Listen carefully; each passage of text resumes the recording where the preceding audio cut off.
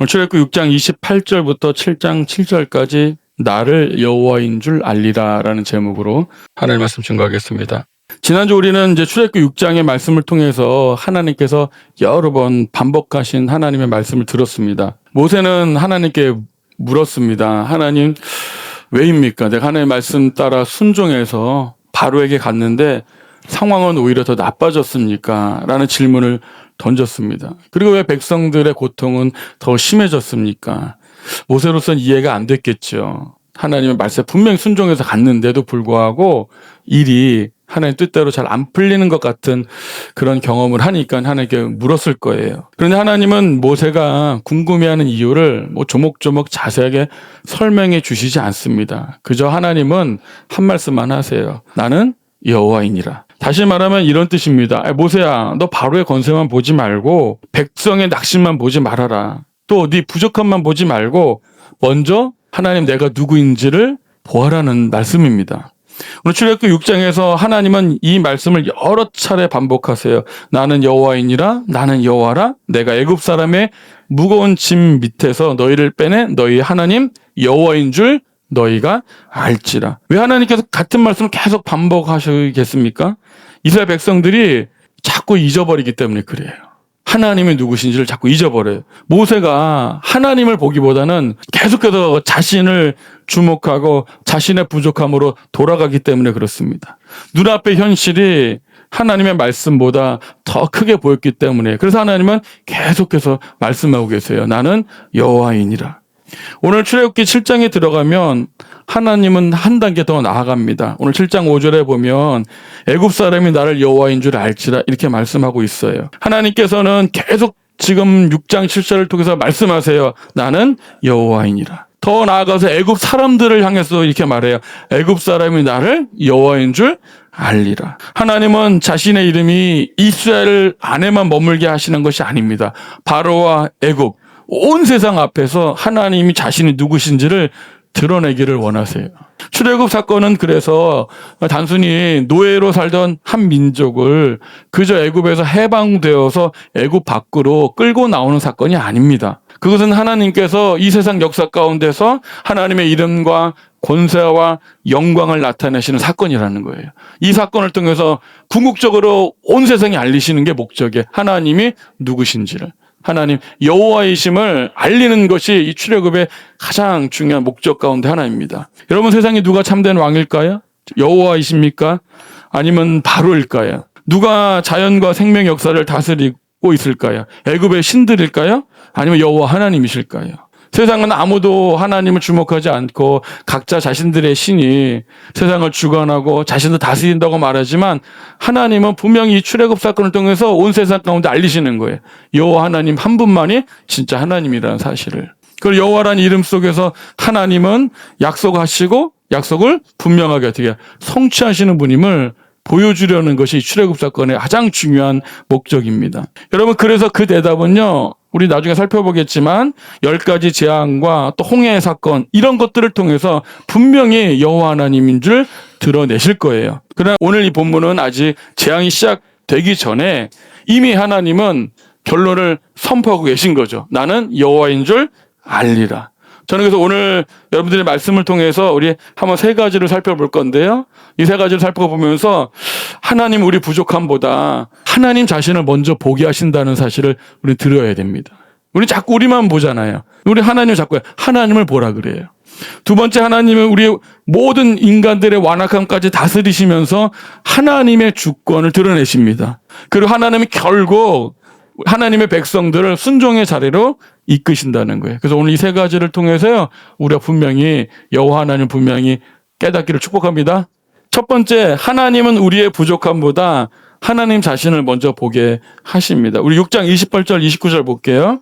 여호와께서 애굽 땅에서 모세에게 말씀하시던 날에 여호와께서 모세에게 말씀을 이르시되 나는 여호와라. 내가 내게 이르는 바를 너는 애굽 왕 바로에게 다 말하라. 하나님 또 말씀하세요. 나는 여호와라. 지난주 우리는 6장 내내 이 말씀이 반복되는 것을 우리가 다 봤습니다. 이스라엘 백성은 이 고통 때문에 하나님의 말씀을 듣지 못했어요. 모세는 바로에게 갔다가 상황이 더 나빠지자 낙심했습니다.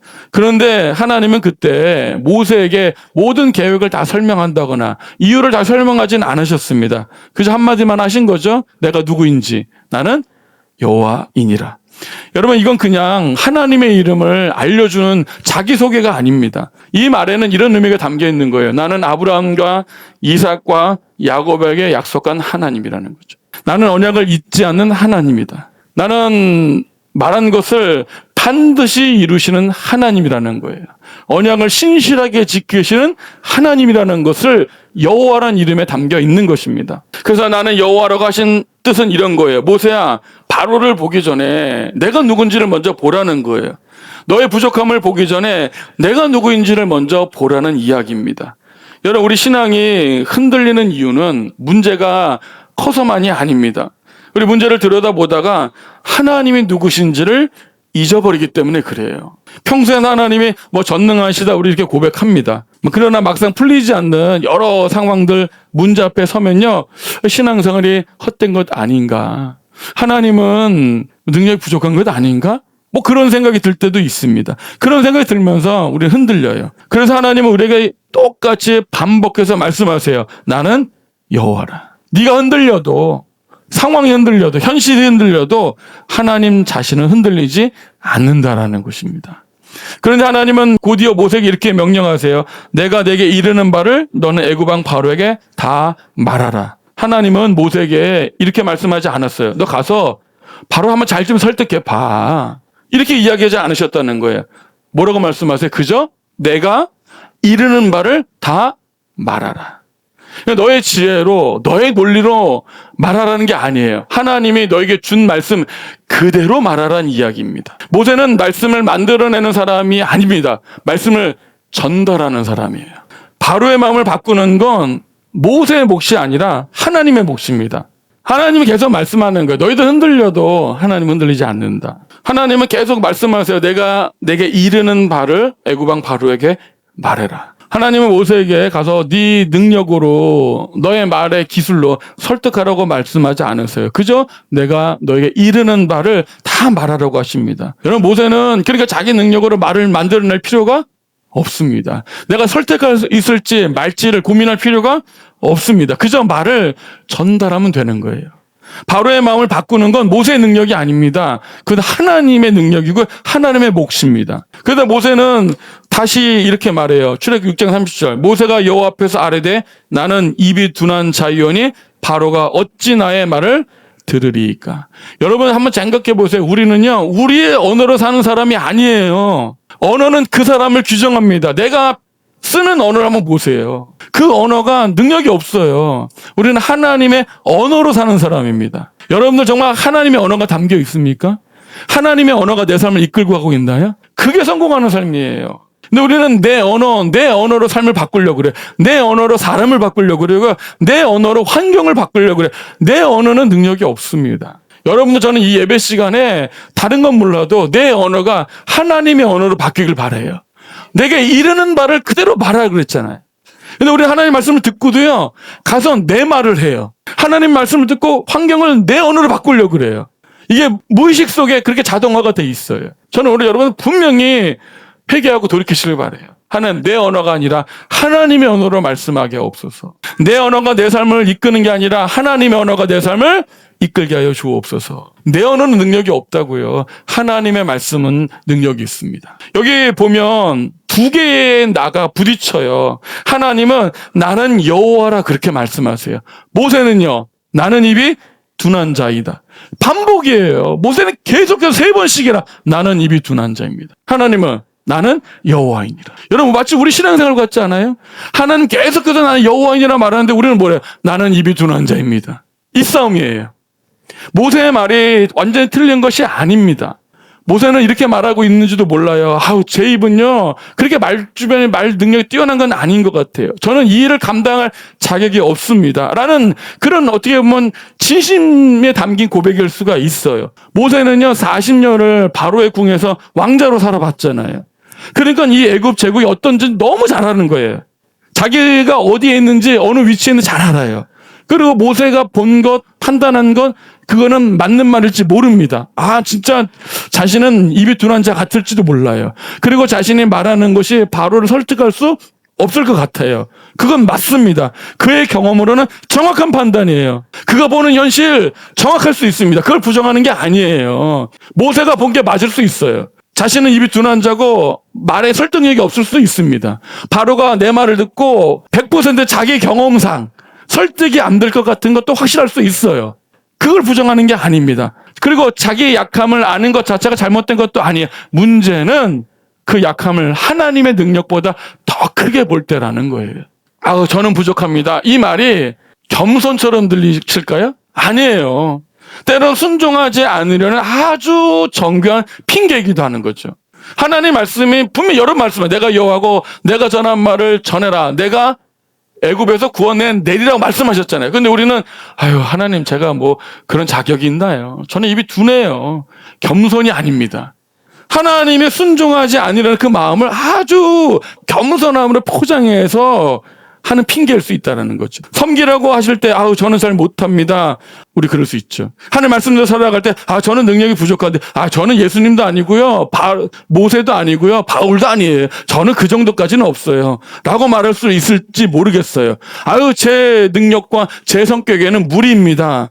하나님 다시 시작하라고 말씀할 때도 저는 이제 늦어서 안 돼요. 우리 그런 온갖 핑계를 대요. 나의 부족함으로. 그것은 하나님의 순종의 자리를 교묘하게 피하려는 그런 핑계는 아닐까요? 하나님 계속 말씀하세요. 그래, 네가 본 게 맞을 수도 있어. 네가 처한 현실에 맞을 수 있어. 그러나 중요한 게 뭐예요? 나는 여호와이니라. 내 말을 네가 그대로 전하라는 이야기잖아요. 하나님 하시겠다는 이야기입니다. 오늘 하나님은 모세의 부족함을 모르고 부르신 게 아닙니다.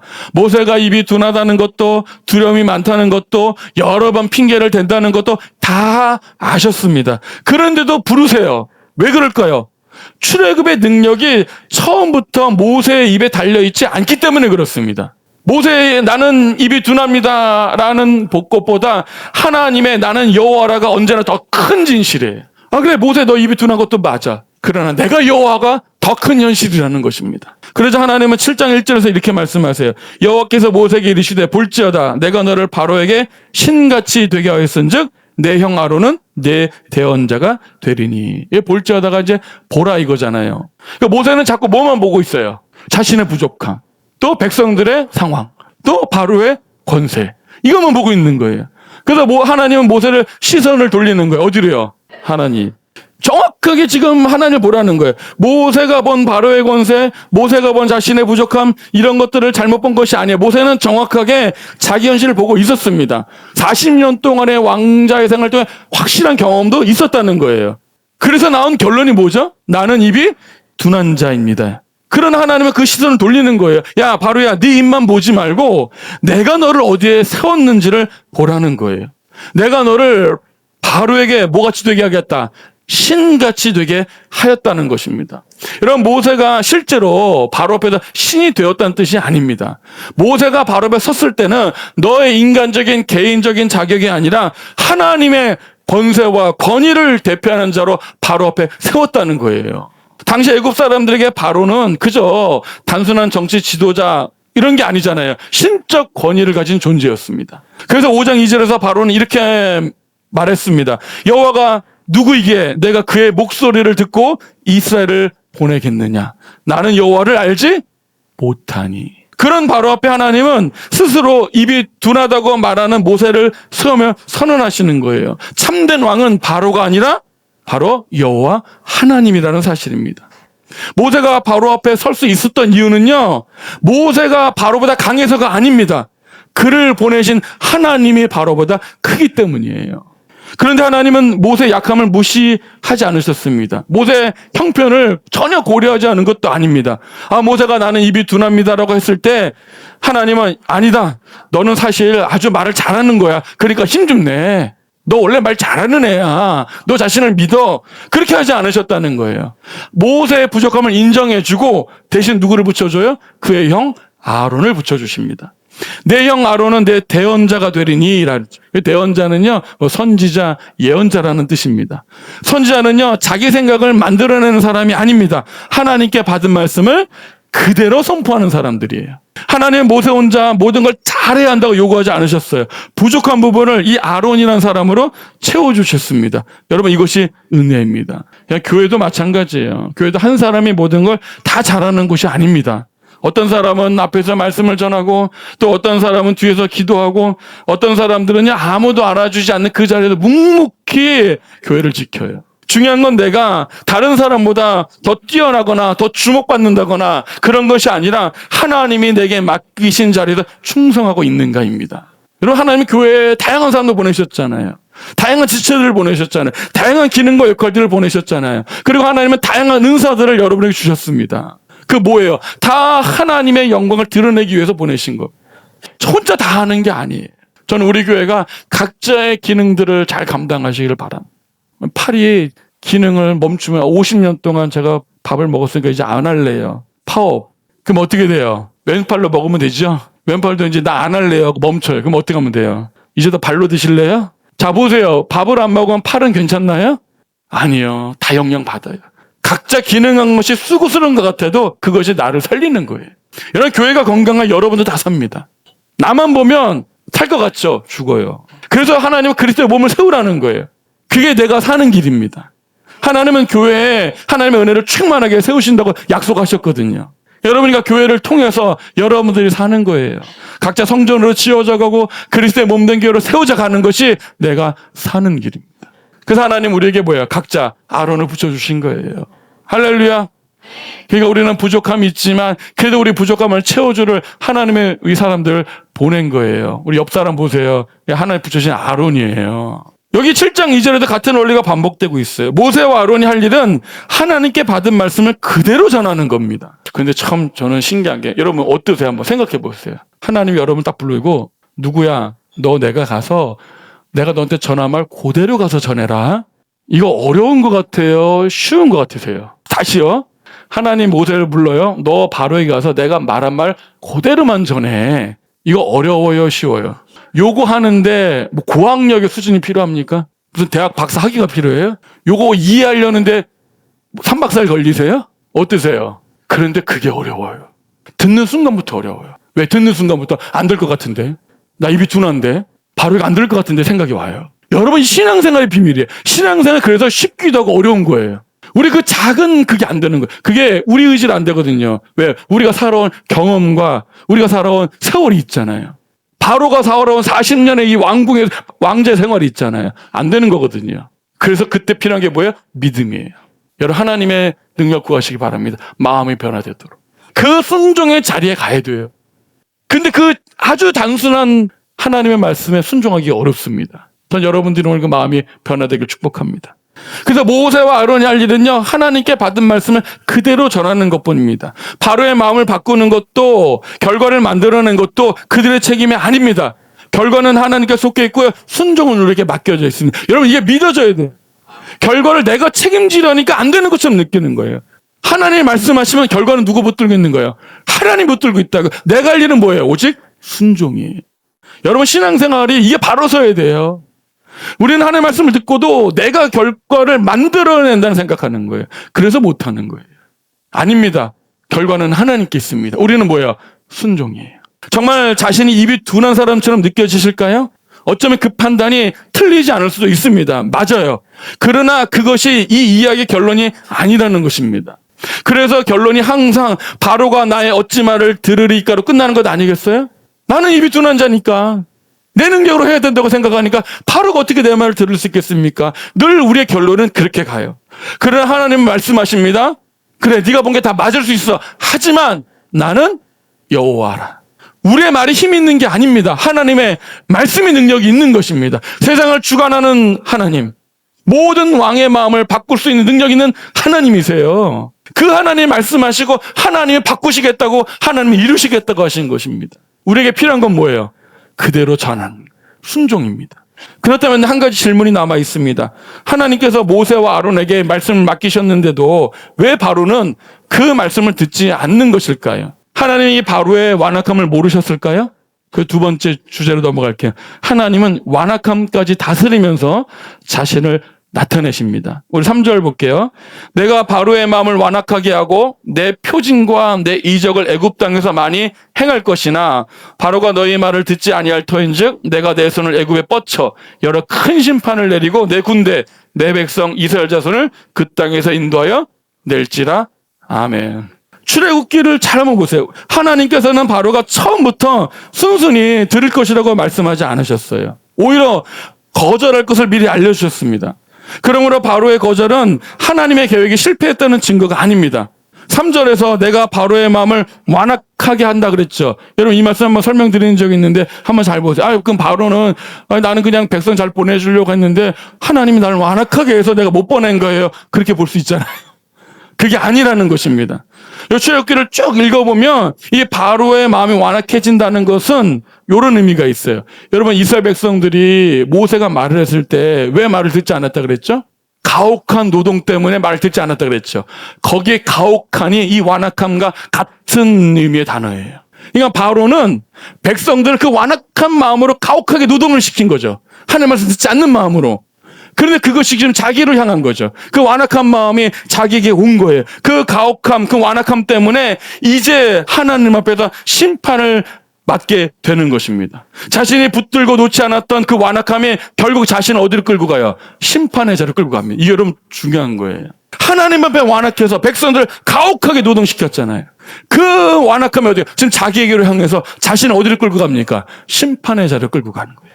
하나님이 바로의 마음을 이 완악하게 하셨다면 바로는 죄가 없다고 생각할 수 있죠. 바로는 억울할 수 있잖아요.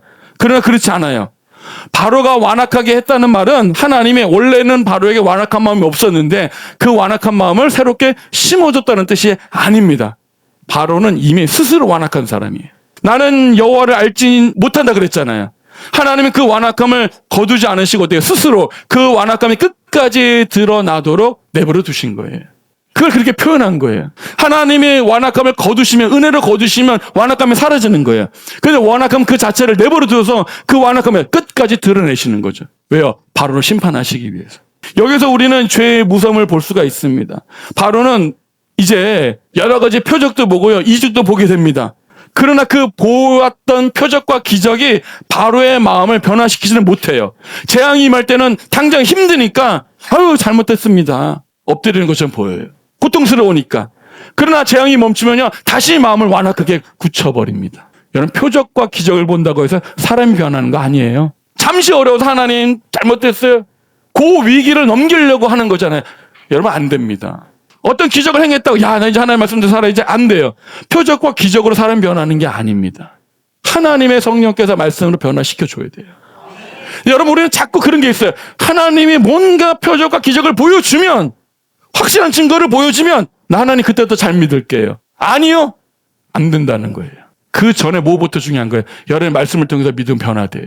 그래서 말씀을 듣는 순간이 중요한 거예요. 그래서 여러분들 재앙이 임할 때는 잠시 잘못했습니다라고 멈춘 것 같지만 재앙이 멈추면 다시 마음을 굳게 해요. 그래서 그가 원한 것은 하나님이 아니라 뭐예요? 그저 고통을 제거하는 것뿐이었다는 거죠. 히브리서는 이렇게 이야기합니다. 히브리서 3장 15절 볼게요. 오늘 너희가 그의 음성을 듣거든 경노하게 하시던 것 같이 너희 마음을 완고하게 하지 말라이자.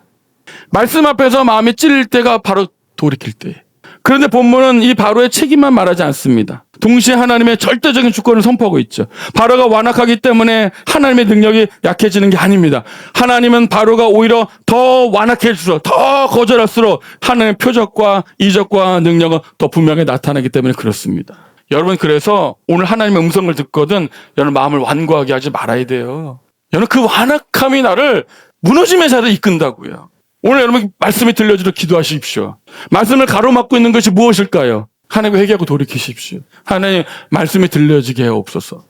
여러분들 내가 마음은 그럴 수 있잖아요. 마음은 말씀이 안 들릴 수 있잖아요. 마음이 완악할 수 있잖아요. 그래 오늘 말씀을 듣고 그 하나님께 내놓고 기도하는 거예요. 하나님 내 마음이 말씀을 받아들이지 못합니다. 내 마음이 이렇게 완악해졌습니다. 하나님 이 완악함을 돌이켜주시고 하나님의 음성을 듣게 해 주옵소서. 그럼 그렇게 기도하십시오. 굳은 마음을 제거해 주시고 하나님 부드러운 마음으로 하나님의 음성 듣게 해 주옵소서. 기도하십시오. 마음이 변하는 게 먼저죠. 말씀이 들리는 게 먼저입니다. 개혁주의 신학에서 우리가 이 두 주장을 분명히 말하고 있어요. 하나님은 모든 역사를 다스리시고요. 인간의 죄조차도 하나님의 통치밖에 있지 않습니다. 하나님의 주권이 인간의 책임을 없애지 않고요. 인간의 책임이 하나님의 주권을 제하지 않습니다. 그래서 여러분은 하나님이 다 하신다. 난 아무것도 안 한다. 그게 아니에요. 내가 또 다 한다. 하나님 못 하신다. 그것도 아니에요. 늘 제가 말씀드리죠. 하나님 100%, 인간 100%. 하나님의 주권과 우리의 책임이 충돌되는 게 아니에요. 성경에서 이 진리가 가장 분명히 나타나는 사건이 요셉의 이야기입니다. 형들은 악한 마음으로 요셉을 노예로 팔았죠. 하나님이 형들에게 꿈에 나타나서 너 이제 내가 애굽의 요셉을 총리로 만들게 잘 팔아라. 그렇게 한 게 아니에요. 형들은 온전히 자기들의 악한 마음으로 시기심을 요셉을 질투해 판 거죠. 근데 여러분 하나님이 어떻게 훗날 요셉이 이렇게 고백하잖아요. 창세기 50장 20절. 당신들은 나를 해하려 하였으나 이건 사실이에요. 하나님은 그것을 뭘로? 선으로 바꾸사. 이게 인간의 책임과 하나님의 주권이 나타나는 장면입니다. 오늘과 같이 많은 백성의 생명을 구원하게 하시려 하셨나니 형들의 죄가 선해진 것이 아니에요. 그러나 그들의 죄보다 하나님의 섭리가 훨씬 더 큽니다. 바로도 마찬가지예요. 내가 내 손을 애굽에 뻗치겠다. 내가 큰 심판을 내리겠다. 내가 내 백성을 인도해내겠다. 이런 출애굽은 바로의 허락으로 이루어진 일이 아닙니다. 이스라엘의 구원은요. 바로가 마음이 바뀌어서 선한 마음으로 하는 것이 아니라 하나님의 강한 손에 달린 거예요. 바로는 스스로 악함으로 더 악해질 뿐입니다. 그러나 그 악함보다 바로의 완악함보다 뭐가 더 커요? 하나님의 주권이 더 큽니다. 그것을 통해서 하나님의 드러내시는 거예요. 여러분 이 진리는요. 궁극적으로 십자가에서 가장 선명하게 이루어졌습니다. 사람들은 자기 욕망과 두려움을 따라서 예수님을 십자가에 못 박았습니다. 분명히 그 죄는 그들의 책임이에요. 그런 사도행전은 이렇게 말해요. 그가 하나님께서 정하신 뜻과 미리 하신 대로 내준 바 되었거늘 너희가 법 없는 자들의 손을 빌려 못 박아 죽였으나 그들은 그들의 악함으로 예수님 십자가 못 박았으나 하나님 어떻게 해요? 미리 아신 바 준비된 대로 계획대로 이루신 거예요. 바로의 완악함이 출애굽을 막지 못한 것처럼 사람들의 악한 결정도 결국 그리스도의 구원 계획을 막지 못했습니다. 여러분 이거 되게 중요하잖아요. 마귀도요 최선을 다해서 하나님의 구원을 막으려고 했어요. 사람들도 최선을 다해서 자기 악함으로 예수님 십자가 못 박았습니다. 하지만 그 하나님은 모든 것 위에 계신 분이잖아요. 정확하게 하나님 뜻대로 이루어 가시는 거예요. 여러분 성경을요 어쩔 수 없이 읽어가서 수습하시는 하나님 보지 마세요. 모든 것 다 하나님 뜻과 계획 가운데 있습니다.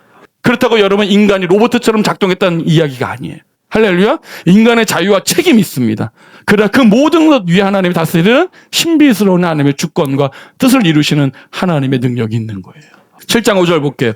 내가 내 손을 애굽 위에 펴서 이스라엘 자손을 그 땅에서 인도해낼 때야 애굽 사람이 나를 여호와인 줄 알리라. 바로는 이 5장에서 하나님이 여호와가 누구기에 내가 그의 목소리를 듣겠느냐 이렇게 반문했잖아요. 여러분 여기서 안다라는 게 여호와를 몰랐다는 게 이스라엘의 신이 여호와인지 바로 알았을까요? 몰랐을까요? 알았어요. 그런데 하나님과의 실제적인 행동을 경험하고 하나님의 주권을 다 알고 뜻하는 게 그런 게 아니라는 거예요. 그냥 이름만 안 거예요. 내 이스라엘 신이 여호와다 그 정도만 아는 거죠. 정말 하나님이 누군지 내 관계적으로 경험해서 주관적으로 아는 게 아니에요. 정말 세상을 주관하고 계신 분이 여호와 하나님이라는 것을 아는 건 아니잖아요.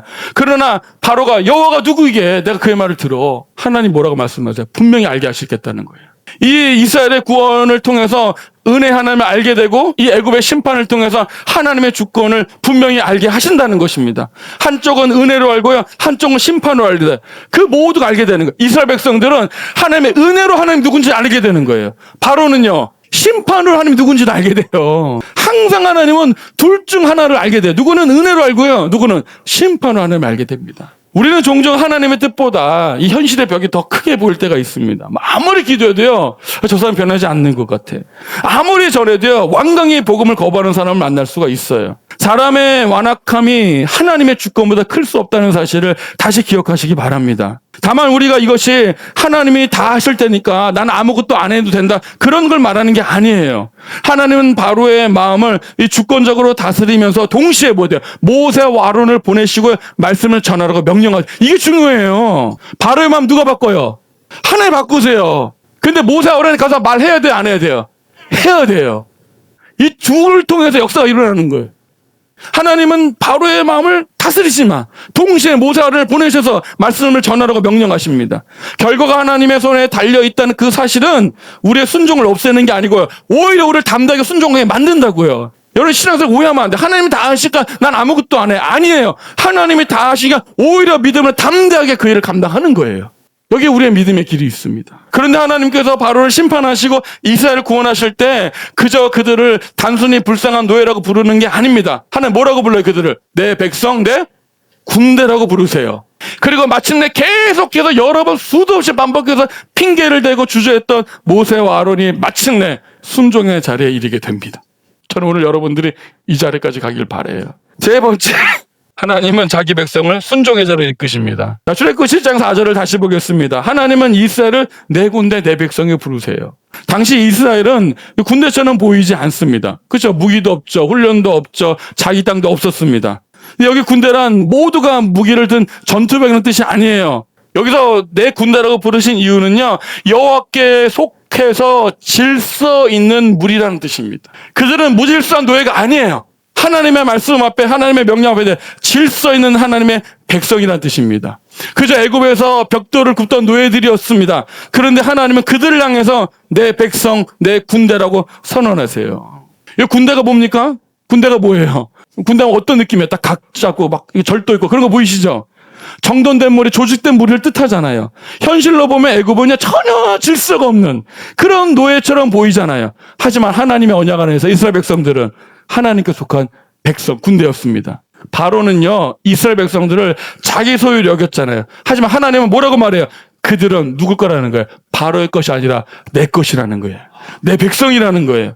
여러분 우리의 정체성은요 우리 형편에서 나오는 게 아닙니다. 하나님께서 나를 누구라고 부르시는가에 나오는 거예요. 여러분은 스스로 어떤 정체성을 가지고 계세요?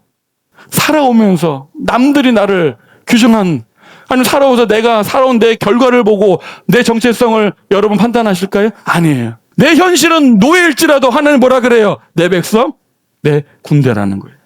오늘 성도도 마찬가지입니다. 세상은 사람을 조건으로 평가해요. 실패하면 실패자라 부르고요. 병들면 쓸모없다고 여깁니다. 하지만 하나님은 세상이 붙인 이름으로 우리를 부르지 않으세요.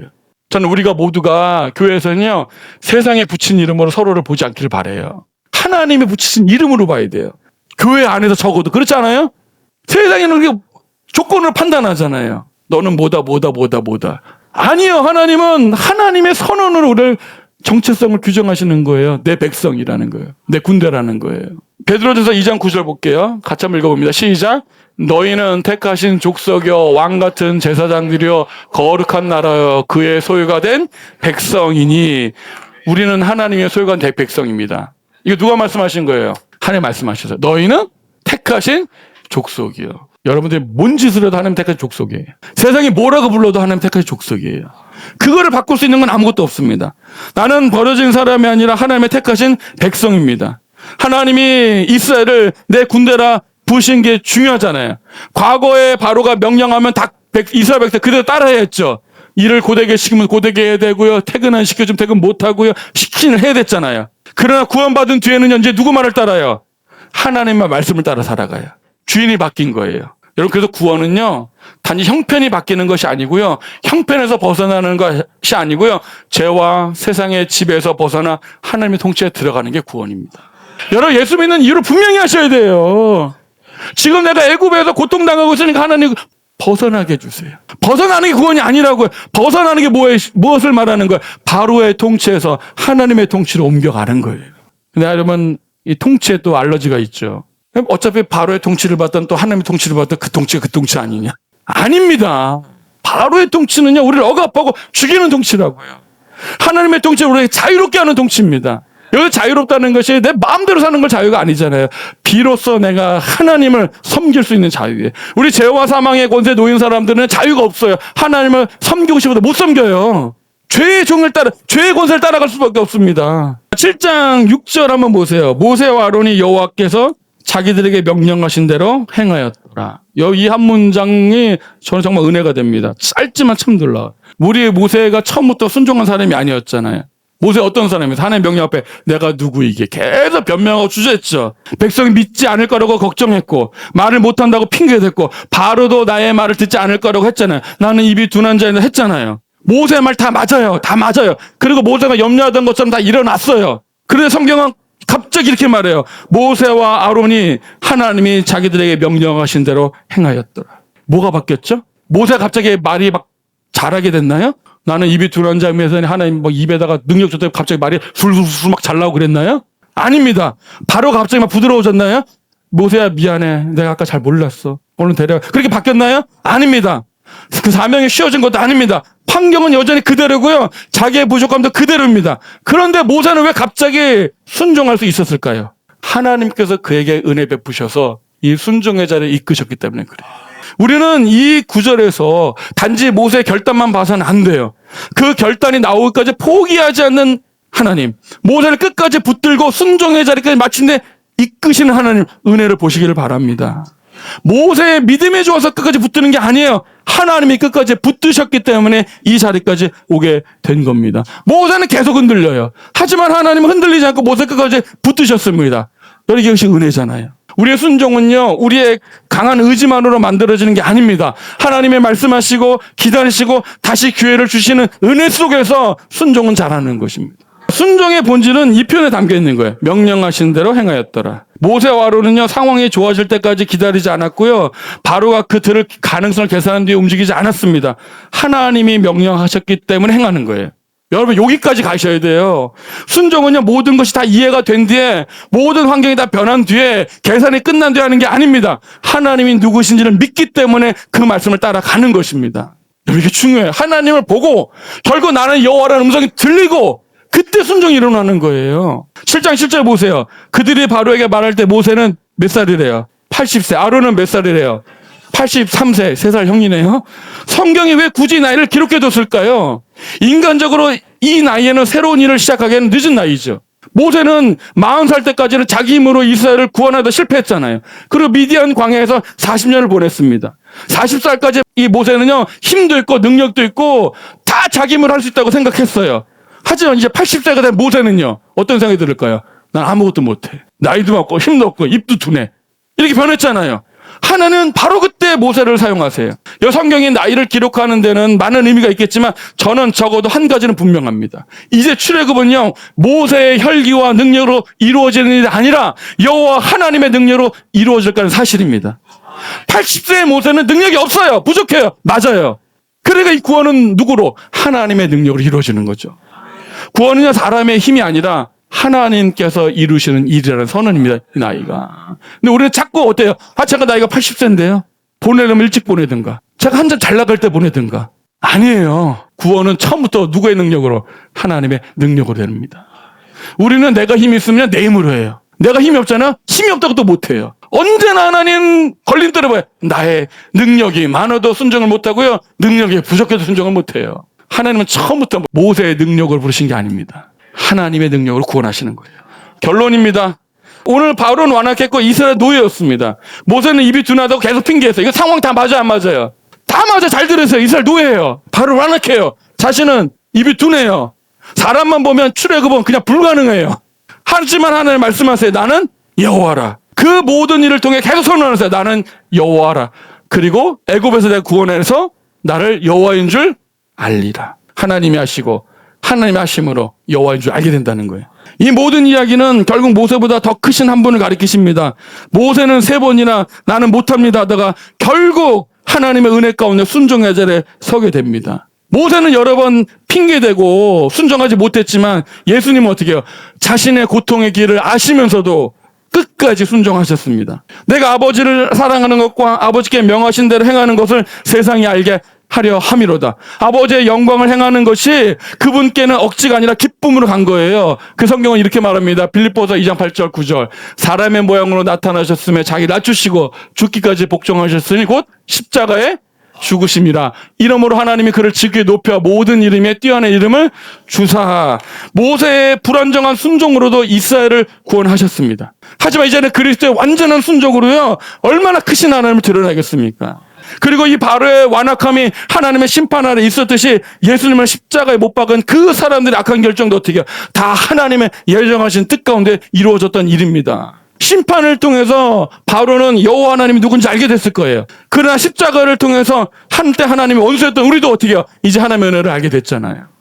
예수 믿기 전 사람들 보세요. 예수님 누군지 알아요, 몰라요? 알아요. 기독교가 믿는 종교 예수님 알아요. 여호와는 알아요, 몰라요? 알아요. 근데 진짜 모르죠. 십자가를 통해서 분명히 알게 돼요. 그래서 십자가는 사람들을 보기엔 어리석게 보이고 미련하게 보이잖아요. 예수님은 알고 십자가는 알아도 그 능력을 모르니까 어리석게 보여요. 그러나 십자가를 통과해서 구원의 은혜를 받는 사람은요, 그것이 나를 구원한 능력임을 아는 거죠. 여러분들은 하나님을 어떻게 알고 계십니까? 여호와란 이름만 알고 계세요? 예수란 이름만 알고 계세요? 아니면 정말 그분의 능력을 경험해서 나를 살리는 하나님의 능력으로 알고 계십니까? 오늘 하나님 분명히 말씀하세요. 은혜를 알게 하시고 심판으로도 알게 하세요. 그러나 우리는 십자가를 통해서 예수님을 알게 하세요. 여러분, 십자가를 통해 예수님을 만나야 됩니다. 바울은 이렇게 말해요. 우리가 원수 되었을 때 화목하게 되었은즉, 우리는 바로처럼 한때 하나님을 알지 못했던, 심지어 하나님을 대적했던 사람들이에요. 그러나 그리스도의 완전한 순종을 통해서 이제 심판이 아니라 그리스도의 주권적인 은혜로 여호와인 줄 알게 된 줄로 믿습니다. 그리고 나는 이제 하나님의 백성, 하나님의 군대, 하나님의 소유된 백성이 됐다는 것도 알게 된 것입니다. 우리의 순종은요, 여전히 불완전해요. 오늘 순종하고 내일 또 불순종할 수 있어요. 하지만 하나님은 우리 불완전 때문에 우리를 버리지 않으세요. 하나님 끝까지 어떻게 모세를 계속 부르시고 계속 설득하시고 은혜로 부르셨던 것처럼 말씀으로 성령으로 여러분들 더 깊은 순종의 자리에 이끄실 줄 믿습니다. 포기하지 마십시오. 이렇게 예배 자리 포기하지 마세요. 여러분 안에서 손을 주고 행하시는 분은 하나님이세요. 세상은 우리의 쓸모없음을 보고 포기할 줄 몰라요. 에이, 저거 쓸모가 없다. 저거 인간이 안 된다 할 수 있어요. 하지만 하나님은 여러분 이렇게 말씀하세요. 내 군대, 내 백성. 나는 여호와이니라. 들으셔야 돼요. 하나님 누구세요? 나는 여호와이니라. 하나님 우리를 뭐라 그래요? 내 군대, 내 백성이라 그래요. 여러분, 이런 분명한 정체성을 가지고 여러분 하나님의 영광을 드러내서 승리하시는 모두에게 축복합니다. 우리 찬양하고 우리 기도하고 마치겠습니다.